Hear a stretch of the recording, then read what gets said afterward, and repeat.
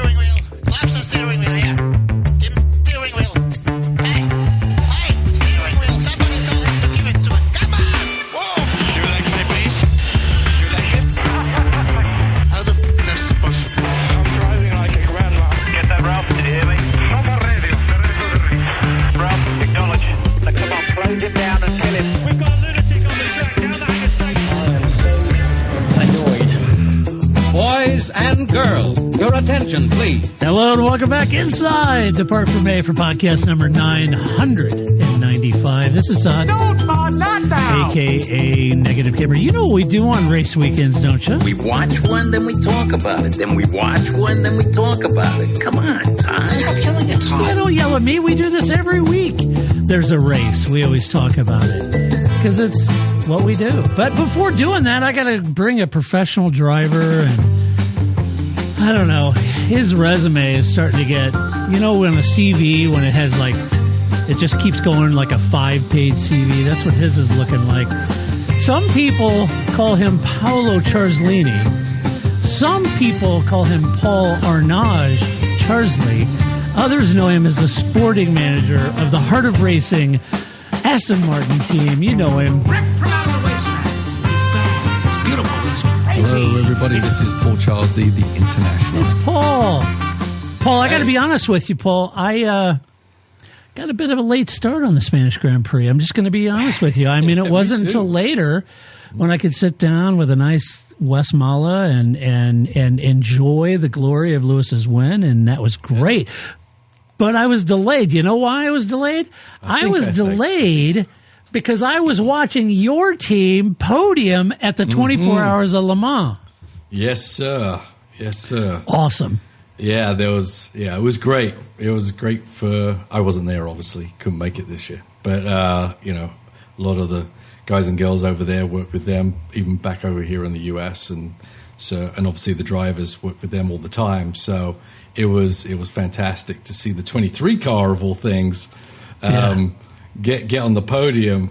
The 27 car is the main car with Ian driving and Mattia and Zach, and they just had an unbelievable race. They were dominating, I would say, as much as you can dominate in GT3. They were there, and then unfortunately, 3 hours to the end, the car just spluttered to a Kimi Antonelli type of halt.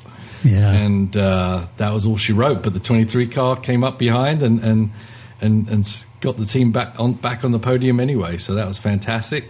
Valkyries did better.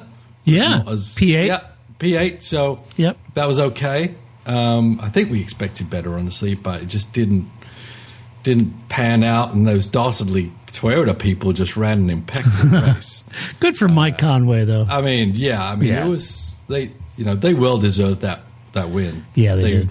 They ran an amazing strategy. They had great pace. They didn't worry about qualifying. Everyone was counting them out because they weren't, making it to hyperpole and all that kind of stuff. Little did everyone know they were up to no good and kind of getting their car ready and their strategy ready for a great win at Le Mans. So congratulations, Toyota. Very nice. Yeah, it was well done. There's a bit of a parallel there if you think about it. I mean, Toyota, they started that whole plan from hour one. Yeah, hour right? one. Yeah, they pitted earlier and was, what are they doing? It's like, well, they're going off strategy, and lo and behold. And then this week in Spain, Ferrari, completely off strategy, right? Right. There's a parallel there. They had this mapped. I would say that Ferrari, and we'll get into it in the race review, but Ferrari and Toyota were definitely on the front of the foot, this weekend heading in there. Yeah, it was great. And the other thing, I got to think, great for Gray Newell, Yeah.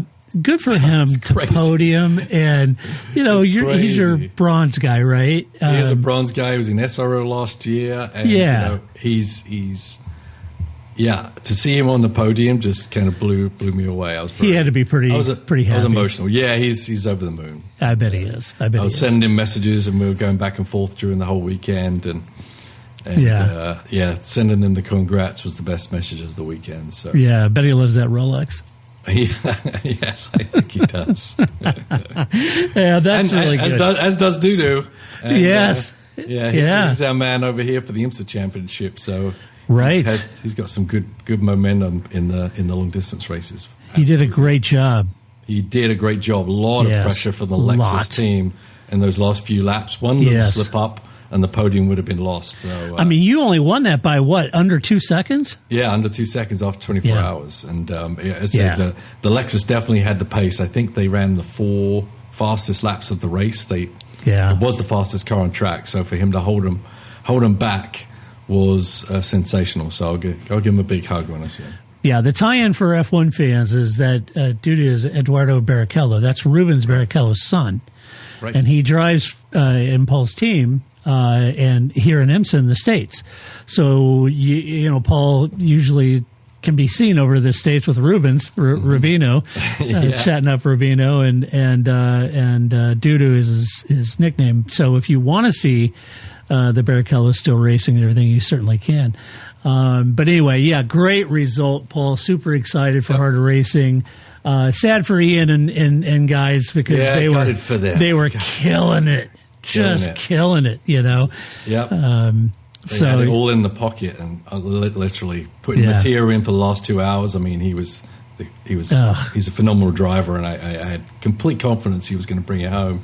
Yeah, and it was a gearbox of all things, which for the Aston Martins has not been any kind of thorn in our side, so it's unusual, very unusual. Very unusual. Yeah, that's well, that's interesting. That's what's well, that's endurance racing for you. That's endurance racing. Don't always make it home. That's right. That's it. All right, well, let's talk about the Spanish Grand Prix. I'm not going to talk about the Spanish football team in World Cup. World Cup fever. World Cup fever. Yes. Yeah. Yeah, that was poor showing from the Spaniards. But anyway, we are going to talk about the Spanish Grand Prix. Let's level set the race weekend. Hey, we headed into this. Mercedes won everything, right? All 6 races. Antonelli leading the championship by 66 points. Everything's in total control. The only real question going into this weekend, could George Russell mount a comeback campaign this weekend after the tough Monaco and tough Canada and seemingly put it on pole, a fantastic pole position. So everyone heading in Sunday thinking, looks like maybe George's gotten serious about this and everything's going to, kind of pan out the way that he's got his head in his game and he's going to mount a comeback. Except that Ferrari arrived this weekend having delivered back-to-back podiums without really a race win since Sainz in 2024. And they had a few things in the back of their truck. It was a bit interesting how all this turned out. Ferrari brought a very significant aerodynamic update this season. I think I have most of the components right. Let me read them. But front wing, nose, floor body, floor edge, floor board, diffusers, side part geometry, where the waist area of the car, what they call that Coke bottle shape. Gary Anderson calls it that. This is a second major update that they brought since Miami.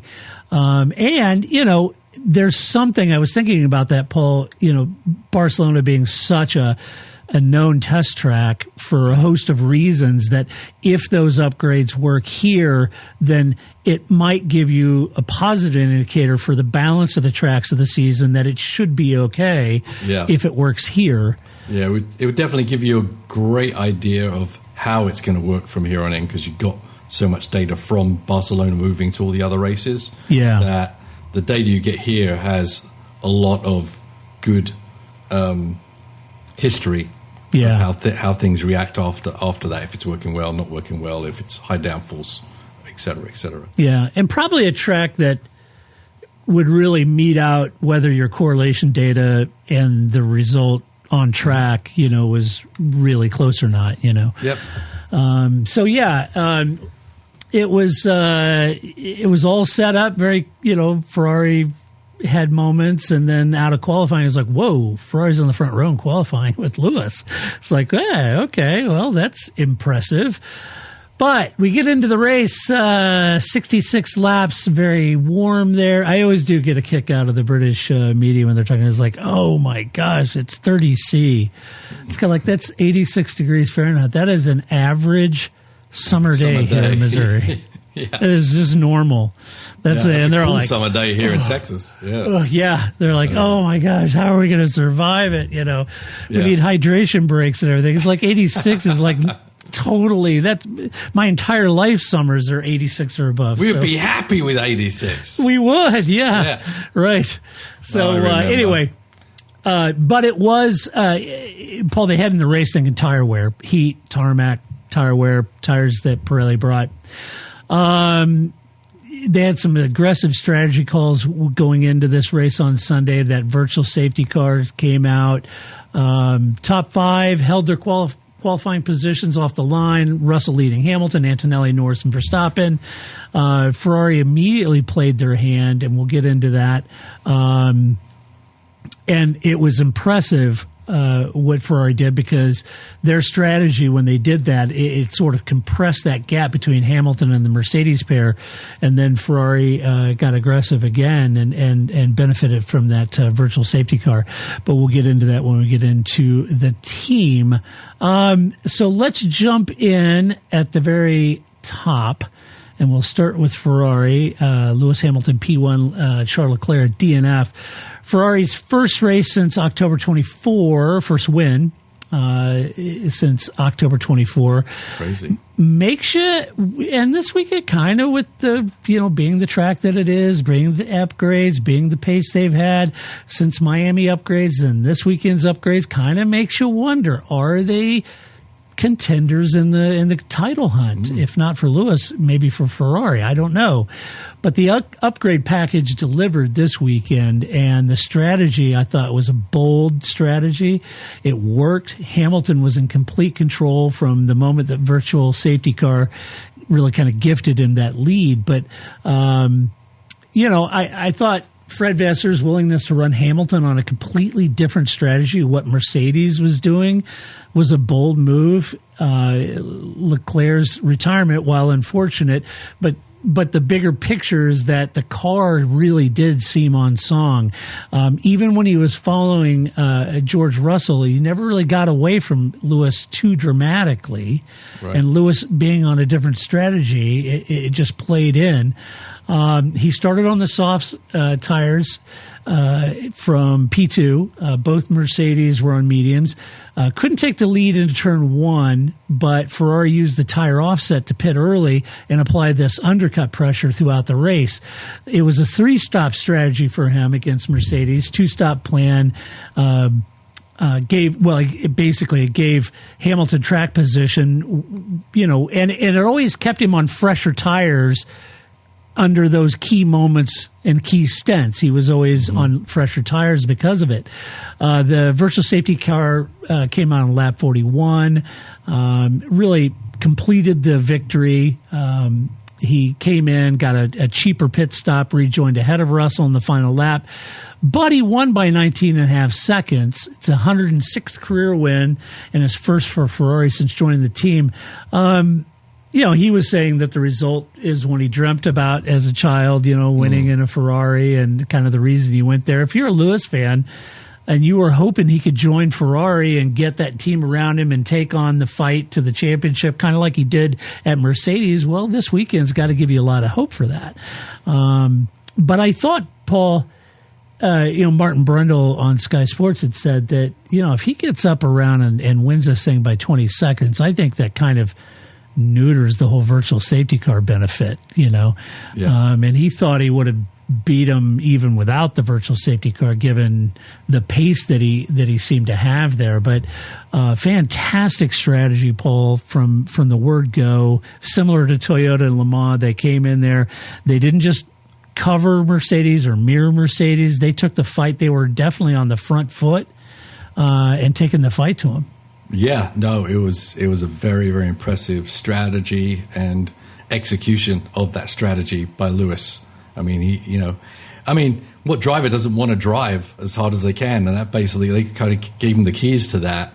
Whereas in the practices, a lot of drivers are having to drive to a lap time, and they're complaining, I can't drive this slow. And I remember, we get those little emails from Pirelli talking about different strategies. And, in my mind, I was like, well, someone's got to try the 3-stopper, because it's just as much as they're protecting the tire and not wanting to, make that mistake, the three-stopper has to be something that someone's going to try. And it looked pretty good to me, depending on how, and certainly the hotter it went, the better option that was, I think. For sure, Lewis, did an impeccable job of getting up in qualifying, keeping the car up front in the sharp end, getting in clean air with new tires and just making hay while the sun shines. I mean, when you're out there on new tires, and even if you come up to traffic and they're all struggling on old tires, you don't get stuck. Yeah. Right. I mean, we saw all those passes on the outside of turn 3 and everywhere, really. The offset of pace was dramatic. Where, the traffic really wasn't going to hinder you putting in the laps to make the undercut work. And it absolutely worked. And for sure, I would say he was going to win that race, VSC or not. Yeah. He just the strategy was just sound, and the VSC was a bonus to take the pressure off. Right. And I know the VSC gets all the headlines, but I don't think that's really that fair of an assessment of why Lewis. What to your point, Paul, 3-stopper, go. Drive flat out. You're going to change tires 3 times, and every time that put him on the fresher set of tires between the two Mercedes. In each phase of the race. Pace, right? And they're managing their pace, thinking they've still got it in the bag. I remember George was questioning this strategy. Are we going to stop? Are we going to do a 3-stopper? And then coming back, don't worry about it. I think Mercedes were caught napping. Honestly, and they should have been worried about it, and I'm sure there's going to be a lot of dissecting of their strategy and their back and forth conversations, honestly, during the race, because I think they missed an opportunity there. Yeah, and Ferrari at least fight it with Ferrari, at least. Well, and maybe they would have split the strategy or something, or switched one to a 3-stopper. But then, who do you switch? And that's the whole dilemma. I was going to talk about this at Mercedes. We can talk about it now. Is they're nearly in the papaya rules trap. Yep. Where they can't split the strategy because one driver's going to have an optimum strategy. Yep. And they can't do that because both drivers will be upset at them. So then they both pick the suboptimal strategy. I mean, absolutely. George was right. Okay, we're going to go to a 3-stopper now. No, we're going to stick with the 2-stopper because Kimi's doing the 2-stopper, you know. And it's like children, everyone, everyone gets the same present. So it's going to be a trap. And before, Mercedes didn't have an issue because they had the pace advantage. But now Ferrari are coming with a significant upgrade that's giving them pace. Then Mercedes don't really have that latitude. They're going to have to, unless this is an anomaly and all of a sudden they're dominant force again. But if they're not, they're going to have to really think about optimum strategies rather than just fair strategies between the two drivers. And I think even Toto had mentioned that they got a little stuck in trying to be nice, playing the team game, and he said, with them battling back and forth against each other, probably cost them 4 or 5 seconds. Right. And look what happened to McLaren last year, right? They tried to be even-handed, and Verstappen nearly stole the title from them. Yeah. Yep. So watch out, Lewis. Yeah, exactly. Yeah. Charles Leclerc, tough weekend. With Lewis on the podium, look, I'm even representing here, Paul. I'm wearing the British flag for you. Well, I got my British shirt, so there you go. See, I have GBR. So. Oh, there you go. Yeah. So you're covering Scotland as well, then? Is that what you're saying? Yeah, I'm covering that, yeah. Yeah. But, first all-British podium since 1968. That's that was impressive, Yeah. And Lewis is the oldest driver since Jack Brabham. Oh, was it? Since Brabham? Wow. Yeah. That's cool. And Jack Brabham looked about 60 years old at that point. Yeah, Lewis right. looks a little better, right? But Yeah, since Jack that's Brabham, funny. oldest driver in a Formula One race. Yeah. That's incredible. Yeah, Yeah. it was a great weekend. He did a fabulous job. And it is exciting to see Lewis kind of back in the pocket, back motivated, happy with the car, happy with what the car's doing. You know, that ground effects arrow is just, I mean, that was not his cup of tea. Right. And this clearly is much more to his liking. So great to see him back on the podium for sure. Charles Leclerc, tough weekend. DNF started 10th. After his Q3 crash in qualifying, had a decent opening lap, recovered back up to 7th, got by Piastri, spent a lot of time kind of battling and kind of hassling, going back and forth with Max Verstappen, really at that point of the race. Retired in lap 63, power steering failure, consecutive retirement. Tough weekend, still remains 4th in the championship, but he basically, I mean, he was upset, obviously. He said that the team, have to be very proud with the upgrades that they brought. He congratulated Lewis, said he did an amazing job, but his personal run, obviously it was clearly frustrating for him. So, Paul, he had the different carbon industry brakes this weekend. I didn't hear a lot of feedback whether he thought those were a lot better for him or not. But we know the Ferrari upgrade package functioned correctly because Lewis won the race. So it would have functioned correctly on his car too. The race incidents, mechanical failures, those kind of things, that's difficult. He's kind of in a real trough right now.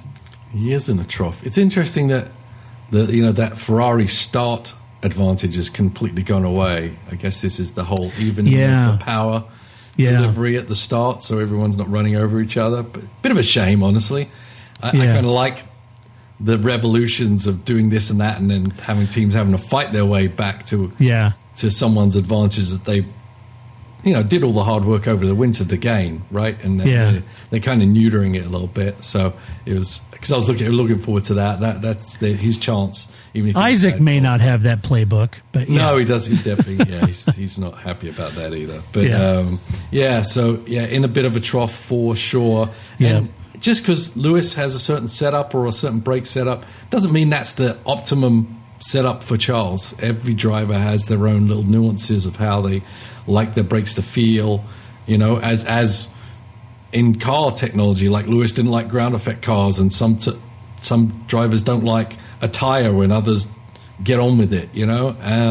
It's just your style, and sometimes your style doesn't work with a certain aspects of a car, and so just because he's got the same brakes as Lewis doesn't mean that's going to be the magic bullet for him either. So. Yeah, and that's part of what makes your world pretty tough. I would imagine a guy like Ross Gunn likes things a little differently than Roman DeAngelis. Oh, absolutely. But they're both in the same car, Yeah. So you have to, with the shorter races, it's a little easier because you favor the person that has to finish the race. Yeah. And sometimes the first driver has to kind of deal with it. Yeah. Longer races, you have to have a lot more of a compromise because everyone's you never know how things are going to work out, who's going to finish the race, and everyone's doing a lot more work of the weekend. Yeah. Absolutely. You got all those things to contend with, and they have to come to some kind of consensus before the green flag drops. Absolutely. Yeah. But in Charles' case, just dial that car in exactly the way you want it, because there's no one else in it. Look what Lewis did, right? Yep. He went his own way, and he's reaping the benefits right now. For sure. Yeah. And his own way is getting that chassis to a way that maximizes his driving racecraft, right? Which is not to say that that's the way Charles would approach it. No, and the thing for the team is, as we've always seen, the driver that's having the most success gets the most attention. Yes. It's like, we're doing this, Lewis said this and this and this, and then he goes and won the race. They're really going to gravitate more to what Lewis is demanding rather than Charles, unless Charles can somehow turn that boat around. They all say they don't, but in reality right now, Lewis is the focus, Antonelli's the focus, Lando's the focus, Max is the focus. Those are just the harsh realities. It is. It's a reality, and it's the reality for success. Yeah, it is. Yeah, for sure. Let's talk about Mercedes. George Russell, P2, Kimi Antonelli, a DNF, unfortunately. Their 100% win record is over, folks, in 2026. Dominant first stint. Russell drove clean, controlled the race. Should have, and I was thinking at this point, it should have, well, I missed, like you, a few weeks ago, I totally missed my fantasy GP window picks. Yeah. So I'm sure I tumbled down to the bottom because I was going to pick George for the win. Turns out I would have been wrong anyway. But I felt like he should have had a strong result, but the virtual safety car timing pretty much erased their strategic advantage they had as far as track position goes. And then Antonelli's late retirement was a tough one to take on the chin. Toto called it, basically a day of useless race and said that reliability standard just wasn't good enough. And I think he's not happy with that because if you think about it, George had a very similar situation in Canada, right? Right. So the reliability is starting to rear its head over. I think Mercedes. that's happened to other Mercedes customers down the line, right? Yeah, you're right. Probably McLaren maybe with the dual DNF or whatever it was. But yeah, some issues there that they'll have to look at. So George, P2, delivered a great qualifying lap, and he took pole. I really kind of thought he was really mounting a comeback this weekend, and I think he was trying to for sure. Had a healthy gap. It wasn't a huge gap over Lewis, but it was a decent enough gap that he could pace and then try to set in to manage those tires. Described the gap to Hamilton as impressive until Ferrari's pit stop strategy really compressed that, right? So everything starts getting compressed. Then he was having to defend from Antonelli for a lot of the second stint. Kind of an interesting internal battle. As Toto said, we tried to play the team game, maybe too much. Held his teammate at bay for quite a while until Kimi got around him. And then he jumped from third to second when Antonelli retired with 4 laps to go. Got 18 points on the weekend, where he had scored 0 across the last couple of rounds. So he's back to third in the championship. I thought it was interesting. I don't know if interesting. Maybe it's critical for George. I don't know. What is your thoughts on this? Nico Rosberg, before and after the race, when talking about George, made the comment that George is certainly a guy who can put down a quality pace. No one argues with that. But Nico said that he's not convinced his race pace is there. And he said that before the race, and he brought it up again after. He said he just doesn't seem to have that late run pace that the other guys do. Yeah. Do you see that in George? Well, I saw it that weekend. I mean, I know George came out with a significant point gain into Kimi, but George is not going to forget that Kimi got by him. Yeah. He got by him. He was faster than you. He was the faster car. He was the faster car. And, George should have been controlling the race at that point if he had the pace to do it. And he wasn't. And Kimi was all over him. And then if it was another car, another team, probably would have been by him quicker. So he is struggling, certainly, for race pace, certainly compared to Kimi, right? Yeah. And I think, the strategy was great by Ferrari, but the pace was close enough by Ferrari that, they just didn't have that latitude to give up a conservative strategy call. And so it's going to be tough for George because I don't think he's coming away from that weekend thinking, I'm back, baby, because he got the pole. Because if it wasn't for Kimi's retirement, Kimi would have been even more points ahead of him. Yep. And I'm sure George can look at it away. Well, I've had bad luck too, and everything like that. But you can't rely on your teammate dropping out all the time to win a world championship. He's got to be able to beat him on the track. And Kimi he's freaking relentless, man. And he drives different than George. His lines are different than George. He knows how to attack. He's got racecraft that just doesn't show his years. Exactly. I mean, he's not. We've seen him make a couple of mistakes in his career so far, but not a ton. And he is more than capable of kind of pushing that impossible 110% and getting away with it and coming back and giving it another go. He just seems to have something in hand over George. Yeah. So I think it's going to be really tough. George has to. Nico Rosberg it, quite honestly. He's got to suck something out that maybe he may not be able to do it in another year, because who knows if the car will be there. Yeah. But he has to do it this year, else I think the end is nigh for Georgia at the team, certainly as a number one status. Yeah, I do too. And he's got to do, kind of like you said, a Rosberg or Norris. Lando dug really deep mentally last year to pull that out, because he knew this may be the one shot, and both the drivers said that last year. And I think this is the one shot for George to do it. So, I don't want to take the wind out of his sails. I think he did a much better job this weekend on balance. Yes. Yeah. But I thought there was something to Nico's comment that, when I think back and, it is kind of the race, the 66 laps. Are you strong on the final stint, and are you putting down the kind of pace that it takes? And I think that's I don't know. And I think on the team side, the team are giving Kimi the leverage to do what he's doing. Yeah, they're telling him to be careful, but they're not telling him to stop. Right. I mean, I think they know that Kimi's the man for them for the future, and for sure. You don't nurture that kind of person by telling them to back off and let your teammate win. For sure, yeah. Right? Yeah, absolutely. Yeah, he had a DNF. He qualified in the front row, started off the front row, started third. Had I would say a composed first lap. He didn't chuck it down in and bang wheels and stuff. I think he saw the long game, certainly. He spent lap after lap really trying to attack Russell there for position in second to get to second. Received a black and white flag for track limit warnings. He was already out of the race, I think, by that time. I think he ended up getting a penalty post-race. Yeah. Right.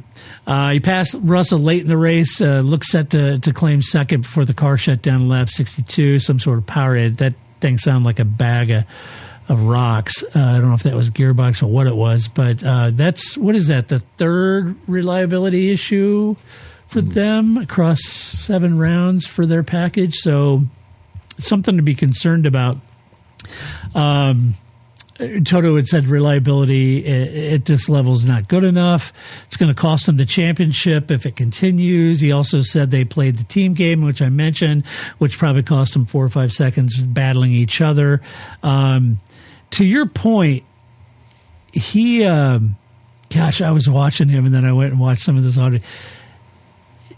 Taking completely different lines than George, just attacking every single apex. I mean, hard in, and I was watching and then, oh my gosh, this reminds me of when Max showed up, just attacking it and just relentless going at it, Yeah, he was over the limit, certainly Max in his very early days, but wow, this kid is just amazing.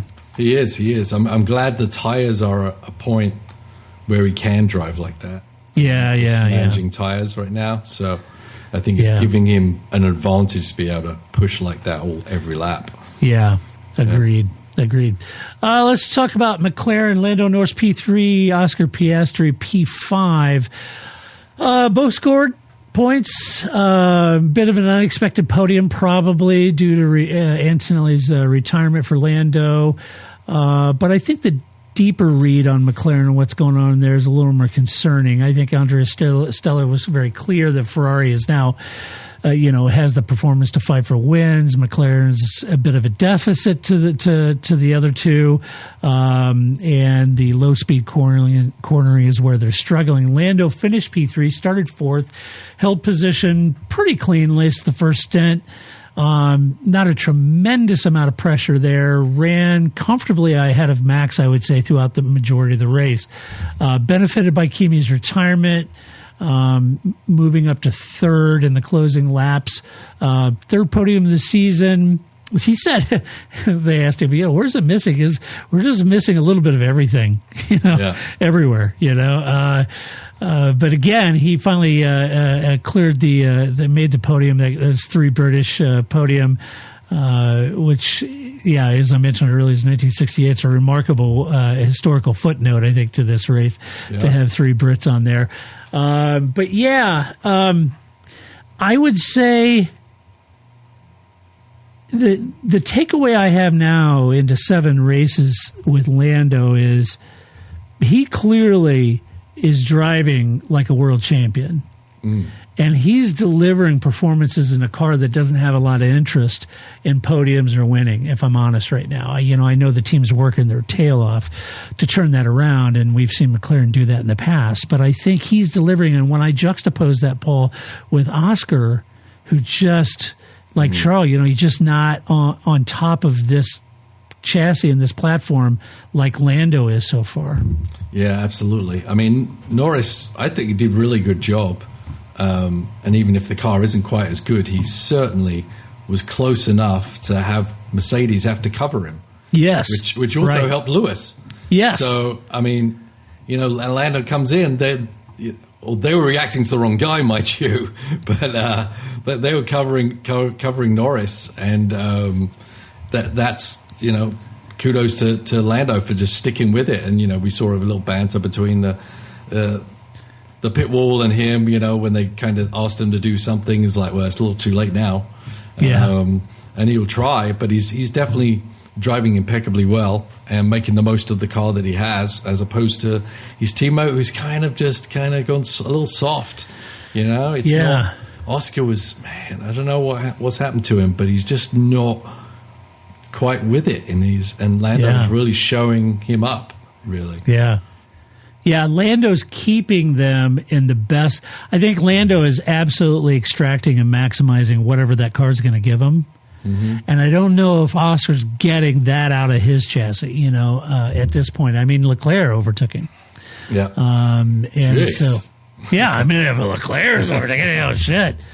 There's that. Andrea Stella said the pace is there on the high speed. It's just that Mercedes and Ferrari, just the overall tire management, everything combines. They're just not there.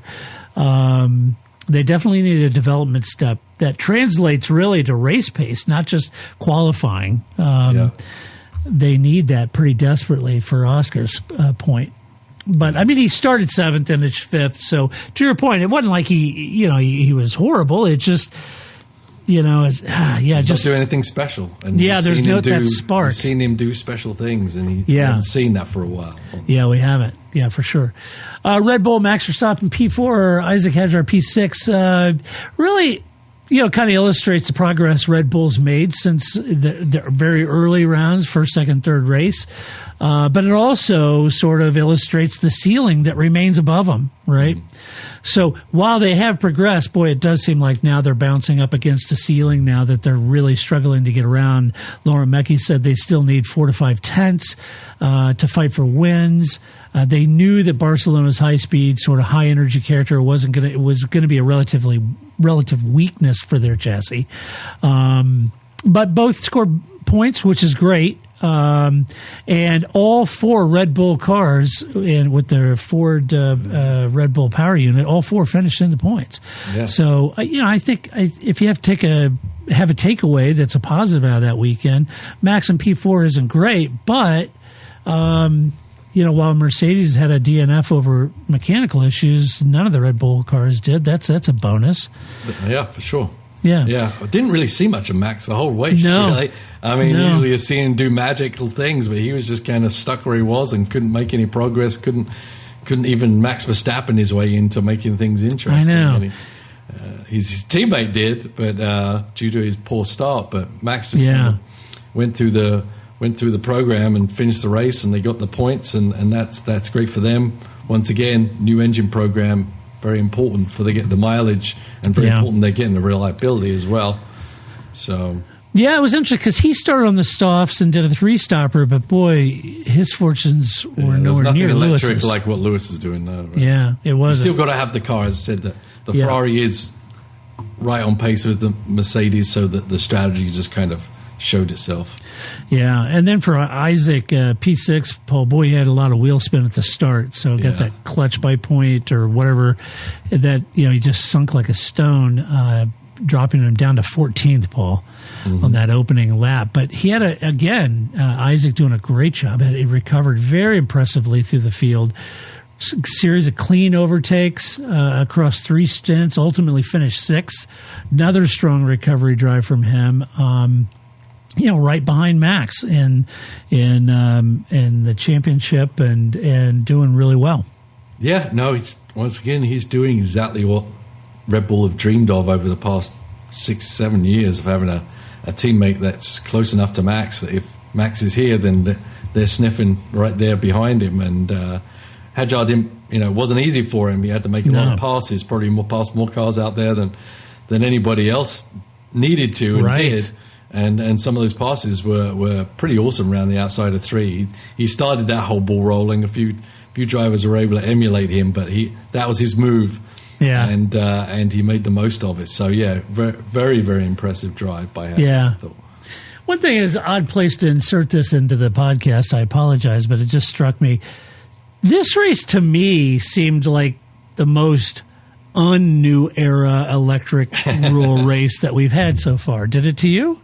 Yeah, it was a pretty standard race, which I think is cool. I appreciated it. Yeah, I do appreciate that. When you get close, when the Mercedes are fighting each other, you can kind of see the difference with these power advantage modes that allow for that passing, whatever. But as we've progressed through the season, it's become less and less distasteful. Let's put it that way. Right? A little more palatable. Yeah, I agree. Alpine, boy, I was concerned about the Alpine crew on Saturday in qualifying, but best of the rest, Paul. They're doing a great job. Continue to show their race pace is great. Their qualifying was tough. Briatore acknowledged that, said that's definitely something they need to address quickly. Pierre Gasly scored 6 of the 7 races so far. We'll start with Pierre. He's P7. Started outside the points, benefited from the virtual safety car. Several did. Pit for hard tires, emerged ahead of Lawson, gaining significant track position at that point. That got him into the points. Pierre said that if someone would have told him on Friday that 7th was the outcome, he'd have totally signed up for that immediately. He said, I didn't think that was in the cards at all. Yeah. Which is great. I like Pierre. 8 points at this race, 41 points for the season, 5th in Drivers' Championship. Alpine's also 5th in Constructors. Just that consistent, methodical delivery that Pierre's doing. The gaps to the team ahead is obviously significant in pace, but what Alpine's demonstrating is the ability to maximize what they've got. And the question heading into the second half of the European swing is really, can they get some development steps to keep them there, right? Yeah, I mean, for them to win the battle of the midfield is like winning the world championship at this point. I mean, last year they were last. Yes. I mean, they're basically jumping 4 teams entirely in pace. Exactly. It's in huge. 1 year, which is massive. And the engine... But it's not all the engine. It can't be, because the other teams on the grid have that engine too, right? That's right. And the Ferrari has a decent engine. Some of the cars have. Williams Ferrari have a engine. Mercedes. Yeah, so they've done a good job in adapting to a Mercedes engine in their unit, and Colapinto is performing a lot better, backing up. Yep. So he's adding points to the Constructors' Championship as well. And yeah, as I said, they were last year, going nowhere, and they're 5th in the championship right now. And if they can hold on to that, that's fantastic for that team. Now, technically, it's not a factory team, right? I'm not even sure what kind of team it is anymore, but it's a private equity team. Private equity team, just like the others. So maybe the expectations, we can lower them a little bit. Because we're always saying, if you're a factory team, you got to be fighting there with the factory, which is Ferrari and Mercedes, and they haven't been able to accomplish that. So now they're actually doing a really good job for the team structure that they have. Yeah. Yeah. They're doing good. Well, and you're right. Franco's doing a lot better, certainly in the last few races. He's P10 here after a post-race penalty for a yellow flag infringement. So that dropped him from 8th to 10th. So, but he was right there with Pierre, Yep. you know. The team swapped him. Now, I know Franco was like, what? You know, what are we doing? I'm not impressing, or he's not pushing. Yeah. It was the right move, though, because once Pierre got around him, he was markedly quicker. Right.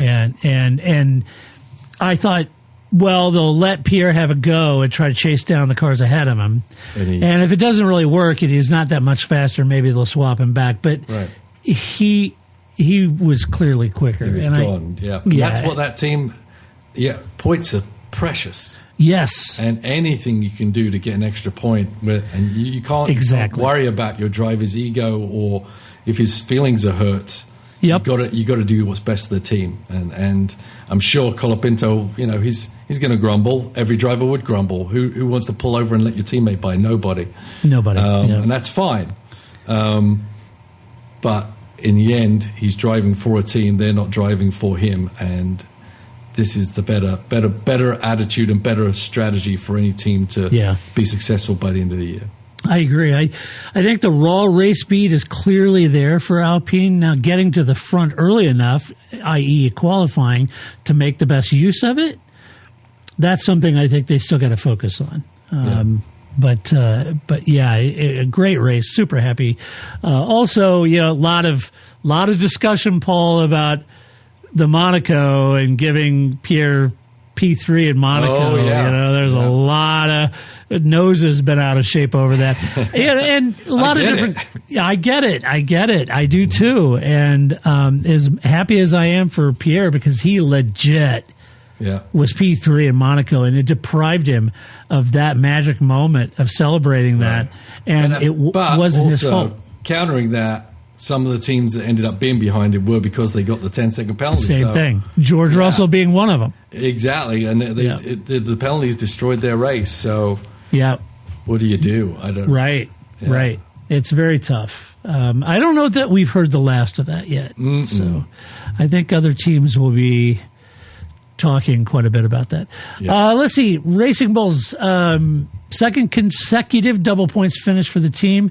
Really excited for the team. Looking good. Consecutive point scores. Alpine had the edge in Barcelona. As Alan Permate acknowledged, that the gap had closed significantly since Miami, but the Alpines were just still quicker here than they were.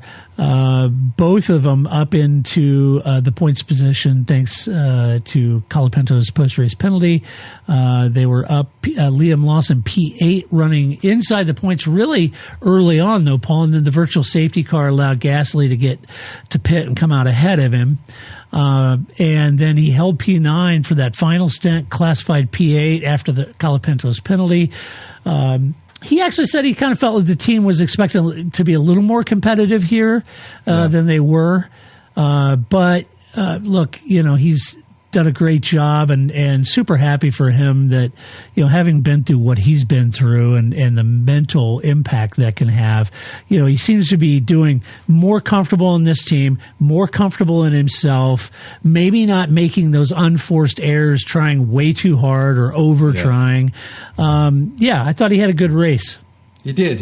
And, the important thing for him is he's still beating his teammate, which is always going to be important, certainly. If you have a rookie teammate, it's really important not to fall down there and keep carving that image of yourself to keep you in Formula One for the longevity of it. Yeah. And then Arvid finished on P9. He's ran out wide there in that opening. And then he was basically got back on, settled on for a long stint, probably hoping for a safety car. That didn't really come. So that he had last time though. It did. Yeah. But then he had to box. But again, a good recovery into the points, fast when he had clear air, and the strategy, unfortunately just left it too far back to get any higher, but it clawed his way into the points, and it's a dual points for the team. Great for him. More miles under the belt, building his toolbox of experience for sure. Yeah, for sure. Audi, Gabriel Bortoleto P11, Hulkenberg at DNF. I thought, boy, watching Hulk in qualifying and everything else, I thought, ooh, this could be an interesting weekend for Audi. Yeah. This could be very interesting. And I really had my hopes up on that. Gabby had that poor start contact with Ocon in the beginning, but let's talk about Nico. Qualified 9th, strongest performance of the season, I think, was running in the points, pushing Lawson hard in the early stages.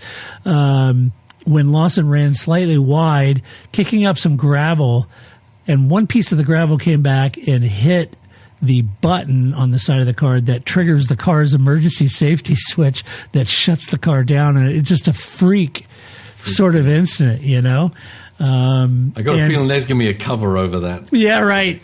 There'll be some sort of little winglet or something over that, the switch did what it's supposed to do, but unfortunately not supposed to do it during a race like that. So anyway, the system shut down instantly. He coasted back to the pits. It was race over. He said it was unusual and unfortunate retirement. I agree with him. So anyway, pace was clearly there though with him, Paul, converting it into a classified result. Unfortunately, he couldn't do. But I thought the range looked there, their pace looked there. He looked good in both qualifying and race pace. Was battling legit in the points. And somebody had asked me, gosh, what are the odds of a piece of gravel coming up and ending a race? And I don't know.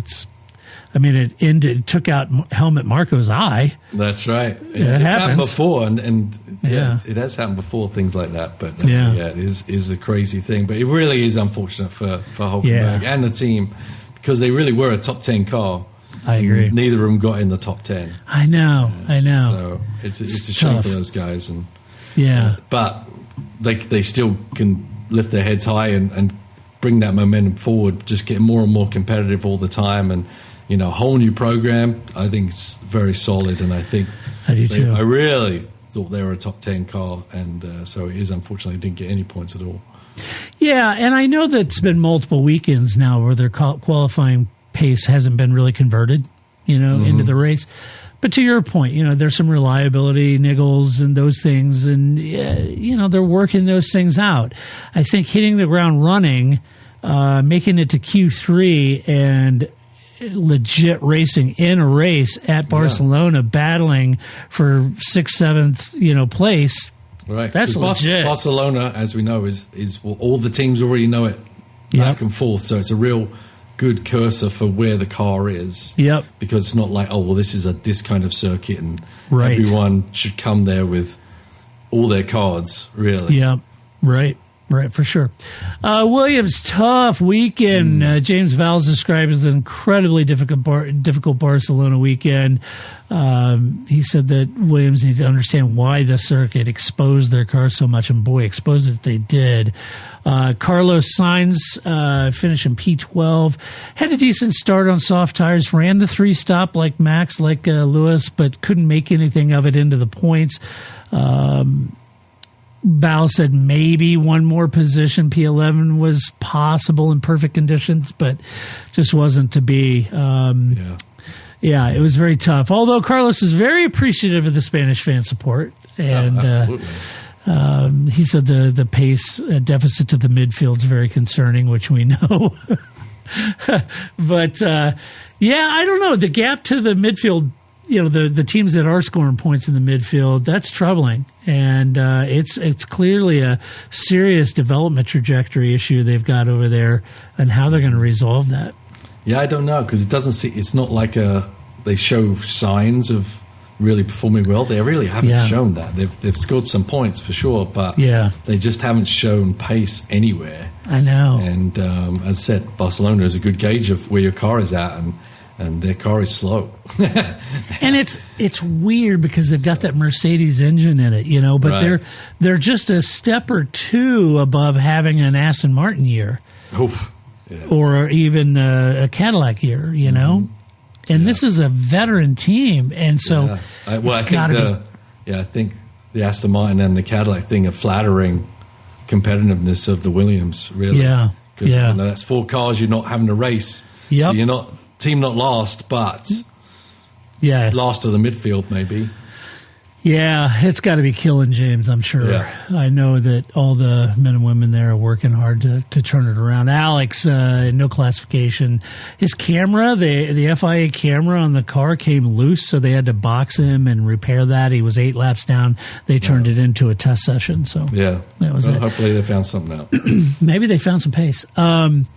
Haas, Esteban Ocon, P13, Ali Behrman, DNF. Difficult weekend. And Io Komatsu described it, very difficult, and he was pretty candid about it. Said the team failed to operate at the level it should from day one.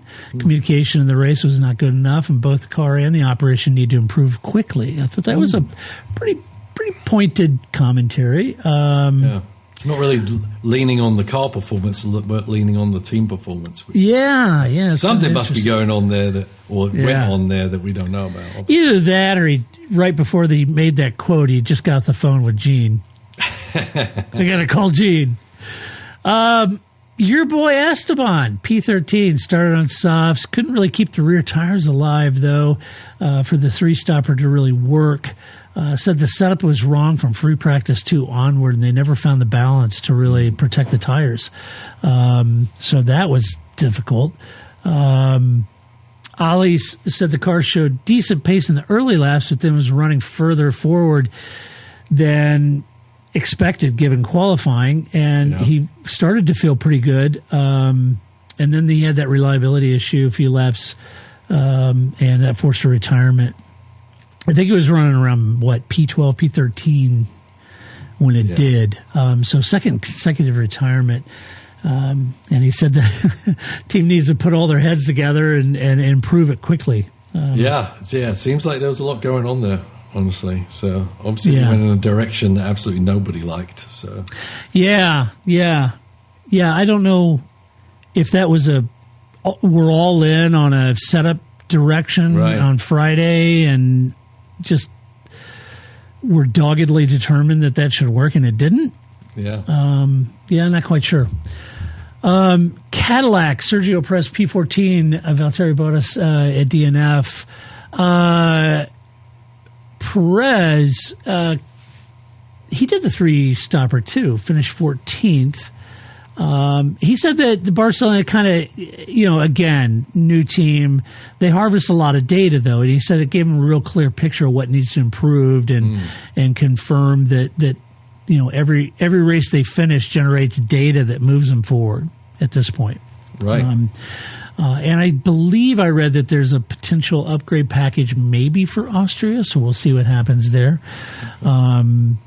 And then Valtteri had a tough weekend. He had brake issues in free practice, retired early out of precaution. I don't know I didn't read the details of what that issue was with the PU, or if it was brakes. I'm not sure. But anyway, a DNF for Valtteri. And then we get down to the real fun, which is Aston Martin, Alonso a DNF, Lance a DNF, and Lance couldn't care less. He's toast. He doesn't. He is The so interviews. cooked. He is. I would swear I was counting somebody my is. days every race. I know. My little scratch on the wall. I know. I feel like he's literally being forced to do this job at gunpoint. Right. It's like it feels like it. he's so disconnected. Yeah. I mean, Alonso's not exactly chipper either, mind you. No, he's not. He's not. I think the expectations were so massive, and they've been so not great. Yeah. That just everyone's just completely deflated. And it's really hard to turn a team around when it's like that. And I don't know what New was doing in the background. I heard he was started showing up to the races now.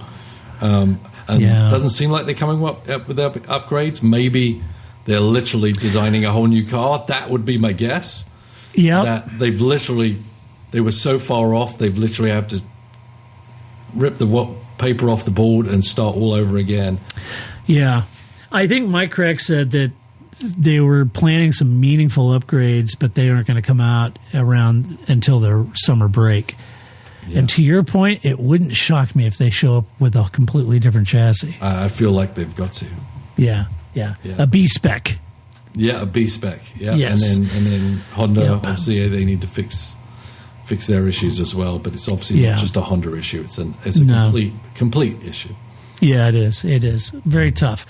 All right, let's give some awards away. The first award of a race review podcast we like to do is Move of the Race. Seriously, Todd? Yes, seriously. That's what we do. We don't talk about Williams the whole time. All right, Paul. Yeah. I'm going to go with Hajar. I was beaten on him last week. Luckily, I didn't listen to any of his in-car verbiage with his engineer this time, so maybe I looked through rose-tinted glasses at his drive. But he, it was an impressive drive, and those moves around the outside of 3, as they'd got the ball rolling and caught the drivers ahead unawares, and I thought it was a good move. So and he used it effectively more than once. Yeah. It may not be a wheel-to-wheel move on track, but I am giving it to Ferrari's lap 12 undercut strategy and complete strategy for the race. The decision, I just think it deserves an award. Hamilton started on softs. Ferrari pitted him on lap 12, forced Mercedes to cover earlier than they had wanted to. That one call set the entire strategic framework for the race. It compressed Russell's lead, put Hamilton on fresh rubber at every phase of the race. To your point, he could just flat out go, right? Mm-hmm. And ultimately it created the conditions by which the virtual safety car that could be exploited perfectly. Their willingness, as I said earlier, to go on the front foot against a team that's won the first 6 races of the season. Right. Beat them mano a mano. Absolutely. Yeah. I mean, you think, okay, let's just mirror Mercedes. We're going to do, no, they didn't. And they ran a completely different strategy rather than mirroring them. And I think it was the move of the race. I said it earlier, the virtual safety car gets credit and all the headlines for the win. But I think the pit wall at Maranello earned this win on lap 20. Completely agree. Yeah. I don't think it had a lot to do with the safety car. I think they won it on lap 20, and I think the strategy was spot on. So good for them. All right. The next award, well, this is a fun one. We'll do it live! Yes. Hey, what happened? It's Donkey of the Race, Paul. Yeah, I know. It's like, who'd you have, Paul? I've got the Mercedes strategy team. Ooh. Get down. Yeah. Okay. They for several reasons, honestly. Okay. I mean, the infrastructure in the team, or the decision is to not favor one driver versus the other. That has to stop. Yep. And they have to go in every week and say, whichever driver is going to get the alternate strategy, we've got to do it, because we've got to stop. We can't let these guys stop beating us now. Right. And we can't, if this happens again, we are going to make a decision. We're not going to just continue and make everything fair for everybody. Right. It's not a way to win a championship or race wins. And they're just avoiding engaging. If they'd have pitted right after Lewis did, they'd have to go head to head with Lewis. Well, just do it. Yeah. Everyone's like trying to surround themselves with cotton wool. We don't want to engage. We don't want to actually race the guy wheel to wheel. We just beat him in the pits, and we'll just win it with the strategy. But no, they literally had to go out there. They should have called for the 3-stop as soon as Lewis did it, at least with one in the car, and they had to go fight him on the track, and that's what they had to do, and they didn't. So they got what they deserved. Yeah, I agree. They didn't get the win, and they didn't deserve it. Yeah, I agree, because Lewis was going at it hammer and tongs. I mean, and they should have unleashed one of them to do that. And Kimi probably would have been the guy, because he was the quicker of the two. Yeah. I mean, it's a lot of F1. I'm not saying they're the only F1 team that does it, but everyone just relies on this whole strategic pace and this and that. Sometimes you got to go out there and beat somebody. Sometimes you got to let the dog off the leash. You got to go. Yeah, I agree. Well, I gave it to Mercedes, too, for the reliability. I mean, they're starting to have a few failures at a rate that could cost them a championship if they don't get on top of that. They headed into the weekend, 66 points in the championship lead? Now it's 41. So that's not insurmountable, folks. So there you go. There we go. All right. The final award. Oh, yeah. This is it. This is what it all comes down to. Pizzazz. They do have pizzazz, Paul. Who'd you give it to? I was thinking about Hard Job. I'm like, I'm still not, 100 all in on Isaac. Yeah. Until he changes his tune, young man. Yes. So I'm going to give it to Lewis. I think he deserved it. Lewis Hamilton, there's no stopping him. There's no stopping him, Paul. There was certainly not this weekend. There was No. He did great. Look, the VSC helped, but I acknowledge that up front, but you strip the VSC out, and I think and he's still taking 10 seconds up the road. Yeah, I think the performance tells you something about either their upgrade or maybe it's track specific or about him. But his tire management on the hard compound in the final stint was exceptional. Yeah. And he built basically a 20-second margin over Russell. Just fantastic drive from Lewis. If it keeps going like this, I think Mercedes have to unleash Kimi on Lewis. I agree. I know it's just one race, but you just got to, and it's going to be interesting because those guys give each other hugs at the end. I know. And I can just see later on in the year they may not see a hug. Yeah. Uncle Lewis may not be the good Uncle Lewis anymore. So we'll see how it goes. Could be juicy. Last year, it shocked Toto and team when Lewis announced he was going to Ferrari, and I'm sure all last year, Toto was like tee hee hee. Now, but I love your because I agree with you 100%. If Ferrari is going to have this pace and this upgrade, and they get more ADUO tokens, if that's the point, I think they have to unleash the Italian dog. I think you got to get Kimi because he's got that killer instinct. He just attacks. That's what I loved about Schumacher. It's what I love about Lewis Hamilton. It's what I love about Max Verstappen. Prost. He would get aggressive. Senna, of course. That's what you love to watch. And Kimi's got it. He does. And Lando has it to a point. I think you're right. If Lewis is going to be the guy, I think Mercedes has got to get behind Kimi and unleash him on Lewis for sure. Yeah. All right. Well, that does it. That's what we think about the race. But you let us know what you think about the race. And you can do that numerous ways. You can do it on the socials. Yeah. You can do it there. You can do it on YouTube. We have each podcast on video on our YouTube channel. Hit the like bell, subscribe, do all the stuff you're supposed to do. And then you can go to our website, theparkforme.com, and share your opinion there as well. So join the other Patreon supporters because we could not and would not do this podcast. Folks, we're coming up on our 1,000th episode. And the only reason we're still here doing that is because of our Patreon supporters. And so help us out, and we'd appreciate it. If you like the podcast, share it. Tell people about it. Spread the news. Don't hoard it. Don't be a hoarder. And that would be awesome, too, if you gave us a nice rating on your favorite podcast player. All right. Paul, tell everyone where you're going next. Where am I going next? We are going to the Glen. Going to the Glen. Watkins Glen. What a great track Ooh, that is. It is. Yeah. Is that next weekend? No, the weekend after. So after, yeah. Yep, and it's a 6-hour race, so part of the Endurance Championship too. But it's a good track for the Astons. We've won quite a few races there, so we are hoping the Valkyrie is on song and we can keep moving as we've been doing with the GT3 car and keep Barrichello up there in the lead of the championship. Yeah, absolutely. That's awesome. All right, well, we will be back next week to do it all over again. We'll get Grace. We'll get Grace's take on this. That's always fun. Let's hear it.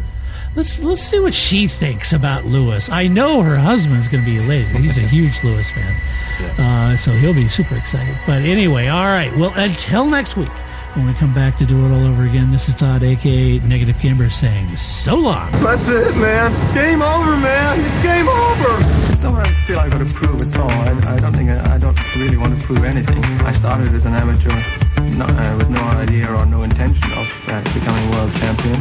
I was curious to find out what it was like to drive a car fast, to drive on a certain circuit, to drive a certain type of car.